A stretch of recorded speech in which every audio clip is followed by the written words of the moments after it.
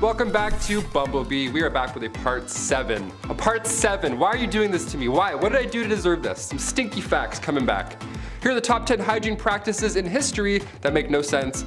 Part 7. Let's be sick together. Kicking off the list at number 10, dirty beds.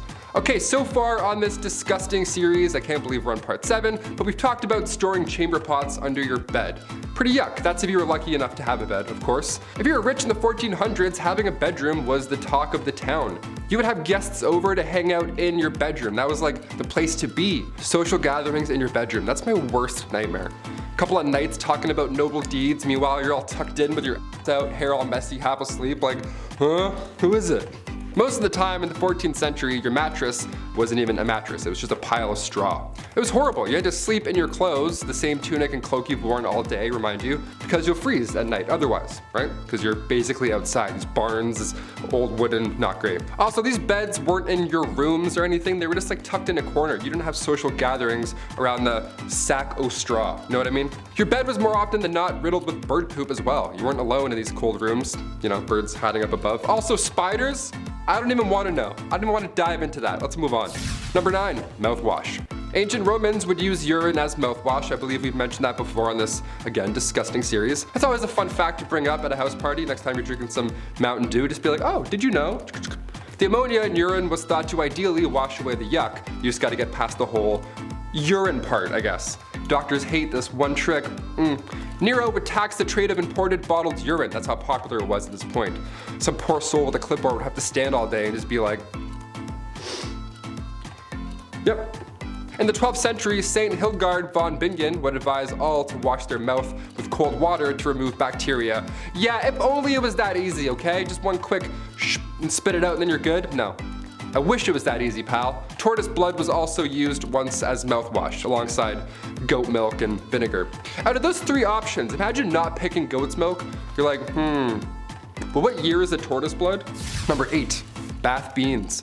Not to be confused with bath bombs, bath beans we're talking about. Bath beans, beans in the bath. Bath beans were used thousands of years ago in ancient China. They were these bars, or beans rather, these chunks, they look like beans. They're made of bean powder, herbs, and much like our bath bombs today, they also included some nice fragrances. Just have a little bit of a The pancreas of a pig was also commonly used, so it wasn't totally nice. Once the blood was drained, you'd mix it with the bean powder and the nice stuff. Now originally it began by using leftover water from cooking rice. Eventually it became bath beans, which is, aka soap. Old soap. Some bath beans were loaded with ingredients, much like the bath bombs we can find today, so they were all quite unique. You could make your own little bath bean. Number 7, purple nutsedge weed. Archaeology is fascinating. And no, I'm not just talking about dinosaur stuff. They look at rocks and be like, ah yes, a Viking was here thousands of years ago and he was a Libra. How do you know that? This is so impressive. Ancient sites tell a story, and Karen Hardy, an archaeologist with the Catalan Institute for Research and Advanced Studies at the University of Barcelona, she found another ancient hygiene practice while studying a prehistoric site in Sudan. Plaque, turns out, can last thousands of years. It calcifies once it mixes with food, then after it's stored below the gums, game over, it's there for good. Specifically, thousands of years ago, it was there to stay. We couldn't really get that out. Hardy was studying remains that were 2,000 to 9,000 years old, and in their teeth they found traces of pollen, dirt, and plant fibers. More specifically, they found evidence of a plant called purple nutsedge. It contained lysine, which is an amino acid that we need to live, so although it didn't taste the best, it sure was vital. Ancient Egyptians used the root for perfume, but this new study shows that purple nutsedge may have been used to prevent tooth decay. They would just chew on roots all day to take care of their teeth. The plant produces antibacterial chemicals, so chewing on them would have been beneficial. Little different than the inside of a tortoise, I'd say. It's definitely a step in the right direction. Number 6, smoking. Back in 1665, during a plague in London, you were told to smoke cigarettes because they were considered disinfectants. Sore throat? Smoke this pack of cigarettes. I'm sure that'll help. Help you cough a bit more, if anything. We mentioned before tobacco smoke enemas in like part 1 or 2 or 3 or something over there. But this is just bad advice. Since mouth-to-mouth wasn't a thing in the 50s, if you were trying to save a drowning victim, you would also have to blow smoke in their face or their butts. Either way, how insane is that? Can you imagine that actually playing out in real time? He's not breathing, quick! Hang on. Cut to 1964, turns out smoking is bad for us. Who knew? Cigarettes were labeled as deadly going forward after that point. It's pretty intense now though, eh? The photos on cigarette packages now, they're haunting to look at. I still think teenagers smoking to stay in shape is a bit scarier, to be honest, than that image. She's always like, her face is just like pulled. So scary. Don't smoke. Number 5, face care. So we've gathered that folks in the Middle Ages didn't bathe often. But when they did, it was just the necessities, right? They didn't have time to, Old Spice all their stuff up like they do. They didn't have time to dance in the shower and shower backwards. It wasn't a fun event. Hands and face, that's it. That's all you really need anyways. If you couldn't afford a walk-in shower back in the day, you'd have to invest in an ewer and basin. You would all have to share the same thing and take turns dipping your hands and face in all day long, just the same. Protecting your face was vital for ancient Egyptians 6,000 years ago. They would honor the gods with makeup, but at the same time, it would also protect their skin from the sun. We love that.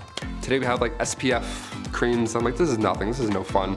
Ancient Greeks would use oils to clean their face, and they would later scrape it off. And in the 1700s, many believed in saunas and sweat cleansing.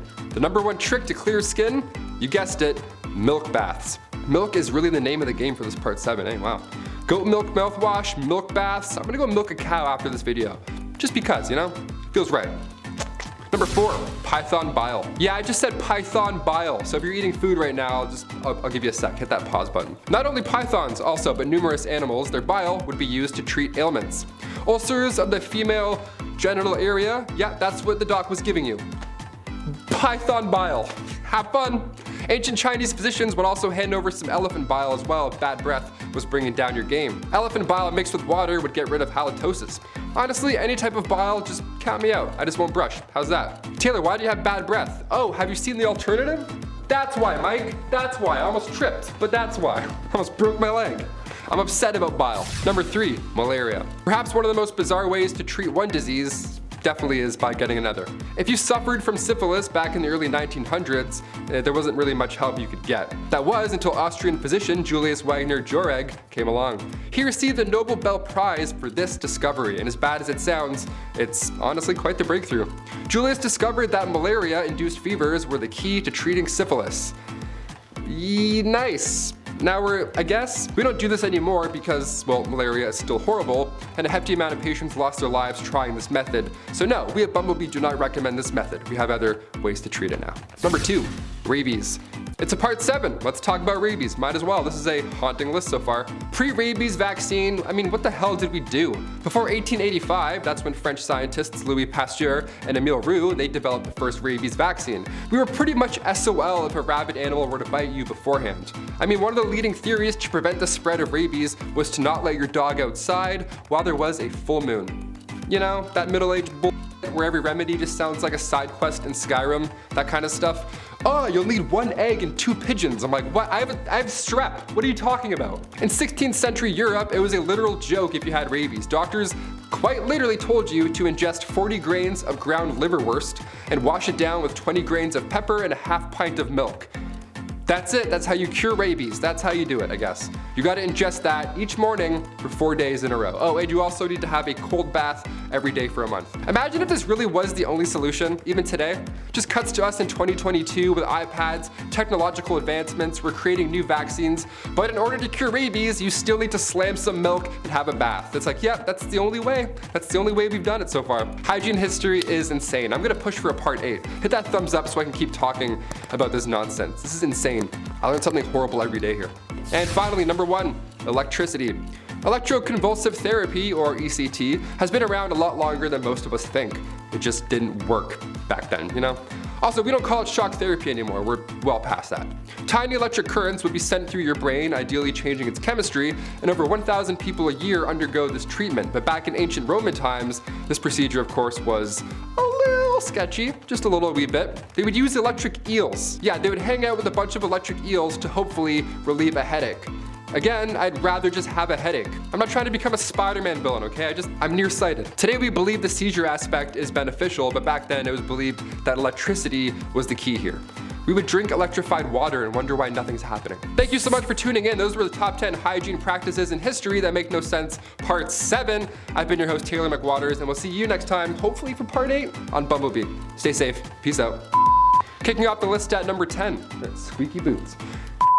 And Karen Hardy, an archaeologist with the Catalan Institute for Research and Advanced Studies at the University of Barcelona. I'm like, make that shorter. Shield made it shorter. That's cool. They just chew on roots all day instead of brushing your teeth. I'm not gonna say that's cool. An ewer and basin. Ewer and basin? No. Ewer and basin? So serious. Malaria.